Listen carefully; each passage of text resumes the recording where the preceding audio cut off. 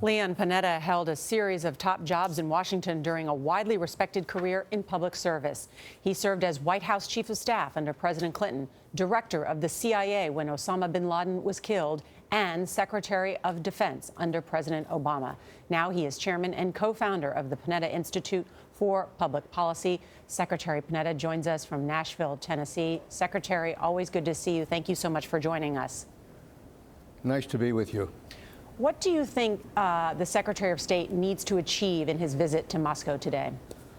Well, I think it's very important for him to send the kind of message that he spoke about in Italy, which is that the Russians have a fundamental choice here to accept some responsibility here for what happened in Syria, to try to influence Assad never to do it again, to basically join the nations of the world in making sure that we don't experience another chemical attack in Syria. And for that to happen, Russia has to really make a choice, whether it's going to stick with Assad and Iran and Hezbollah, or whether it's going to join with the United States in trying to promote a more peaceful world. But, Mr. Secretary, the Russians have already said that if force is used again, they will meet force with force, and so have the Iranians. Have they already made that choice?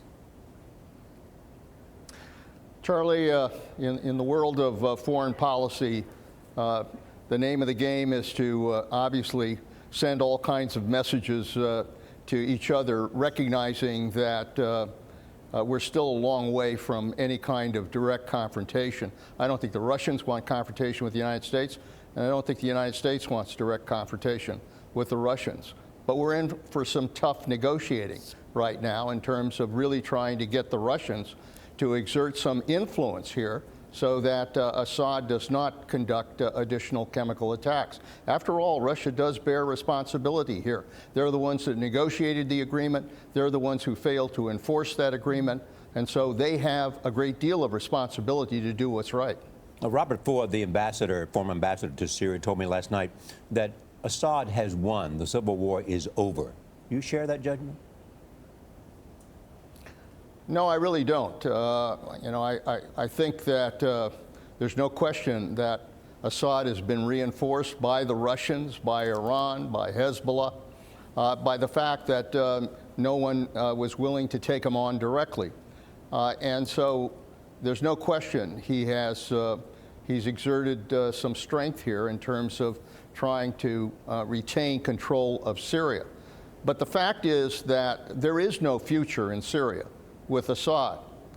He has killed his own people. He's committed atrocities. There is no way that a future Syria is going to continue under an Assad regime. That's a reality. And I think the Russians need to understand that and work with us to ultimately remove Assad from power. I don't think we ought to give up on that.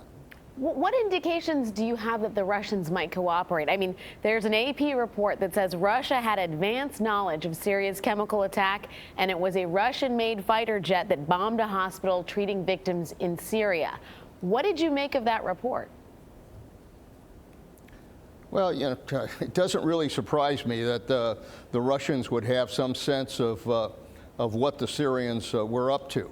But at the same time, I think the Russians have to decide what is in their fundamental interest here. Is it to take on the United States? Is it to take on other Arab nations in the Middle East? Take on the world community that has made clear we're not going to tolerate additional chemical attacks? Is that what they want to do? Or do they want to try to work with the United States and others to make sure that this never happens again? I think the Russians, in my experience, know when they have an opportunity to try to move in the right direction. And this is an opportunity for them to try to do what's right. So I don't automatically assume that Russia is going to go in the other direction. We've got to deal with them in tough ways. We've got to make clear that we're going to use military force again if we have to.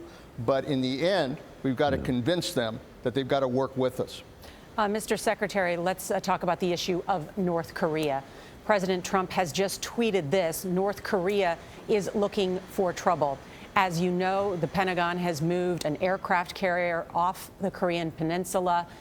Tensions are quite high as, of course, there are military exercises going on in South Korea.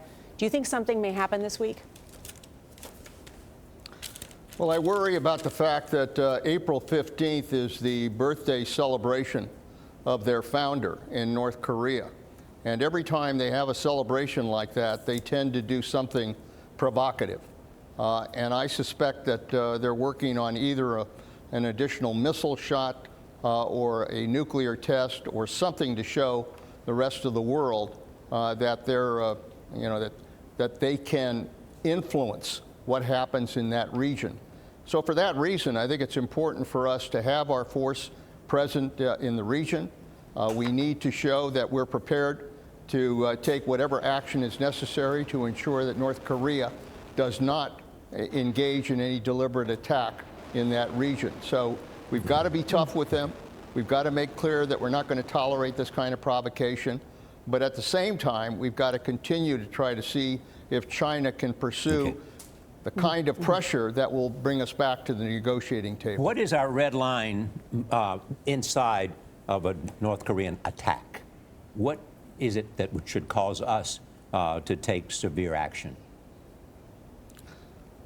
I think, Charlie, that the real concern here would be that as they continue to develop their ICBM capacity, that they try to test an ICBM and that they're crazy enough to put a miniaturized nuclear weapon at the top of that ICBM in order to test it, not necessarily to attack, but to test it.